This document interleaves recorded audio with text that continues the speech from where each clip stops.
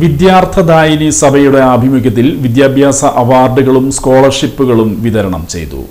VS. കൃഷ്ണനാശാൻ സ്മാരക scholarship പൊയ്യത്തറ Krishnan, PM. ആണ്ടവൻ, K V. Govindan, പ്രേമ കലേശൻ എന്നീ എൻഡോമെന്റുകളുടെ വിതരണവും ചടങ്ങിൽ നടന്നു.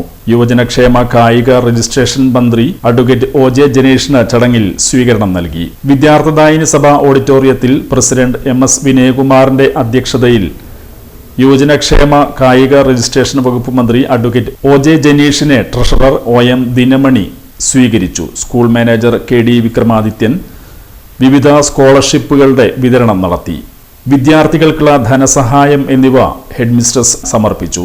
നഗരസഭാ കൗൺസിലർമാരായ മഞ്ജുള പ്രേമൻ, വി.എം. ജോണി, സിനി അനിൽകുമാർ, സഭാ സെക്രട്ടറി ഇ.എൻ. രാധാകൃഷ്ണൻ, പൗർണമി വിനോദ്, ടി.ബി. സന്തോഷ് തുടങ്ങിയവർ സംസാരിച്ചു. ഈ സ്കൂൾ സ്ഥാപിക്കപ്പെടുന്ന അടക്കമുള്ള കാര്യങ്ങളെ സംബന്ധിച്ചുള്ള ചരിത്രമൊക്കെ ഇവിടെ സംസാര മധ്യയൊക്കെ പറഞ്ഞു പോയി. അപ്പോൾ വിദ്യ കൊണ്ട് പ്രബുദ്ധരാകണം എന്നുള്ള ഒരു സന്ദേശം ശ്രീ നാരായണ ഗുരു മുന്നോട്ട് വെക്കുമ്പോൾ അടിസ്ഥാനപരമായി മനുഷ്യ പുരോഗതിക്ക് വേണ്ടുന്ന ഒന്ന് അത് അറിവ് നേടുക എന്നുള്ളതാണ്. അറിവ് നേടുമ്പോൾ മാത്രമാണ് നമുക്ക് മനുഷ്യർ തുല്യരാണ് എന്ന ഒരു സാമാന്യ ബോധത്തിലേക്ക് കടന്നു വരാൻ വേണ്ടി കഴിയുണ്ടായിരുന്നത്.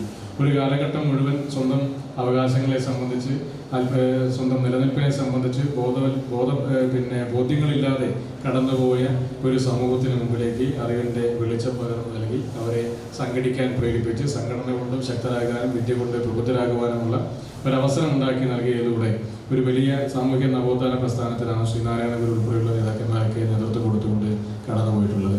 അതിൻ്റെയൊക്കെ ഒരു ചരിത്രം വരുന്ന അതിൻ്റെയൊക്കെ ഒരു പിന്തുടർച്ച വരുന്ന വിദ്യാർത്ഥിദായിനി സഭ പോലെയുള്ള ഒരുപാട് പ്രസ്ഥാനങ്ങൾ നമ്മുടെ സമൂഹത്തിനകത്തുണ്ട്. അത്തരത്തിലുള്ള പ്രസ്ഥാനങ്ങളിലേക്ക് ഭാഗമായ ഈ ഒരു ചടങ്ങിൽ പങ്കെടുക്കാൻ കഴിയുന്നതിലുള്ള സന്തോഷം കൂടി പങ്കുവെക്കുകയാണ്. അതുപോലെ തന്നെ വിദ്യാഭ്യാസ അവാർഡ്, വിദ്യാഭ്യാസ ധനസഹായം, അങ്ങനെ എൻഡോമെന്റുകൾ ഉൾപ്പെടെയുള്ള വിതരണങ്ങൾ ഇതിൻ്റെ ഭാഗമായിട്ട് നടക്കുന്നുണ്ട്. അതിനെല്ലാം അർഹത നേടിയ വിദ്യാർത്ഥികളോട് ഇനിയും വീണ്ടും തുടർന്ന് നല്ലപോലെ തന്നെ പഠിക്കുവാനും അവസരങ്ങൾ നല്ലപോലെ വിനിയോഗിക്കുവാനും ഏറ്റവും നല്ല വിദ്യാർത്ഥികളായി സമൂഹത്തിൽ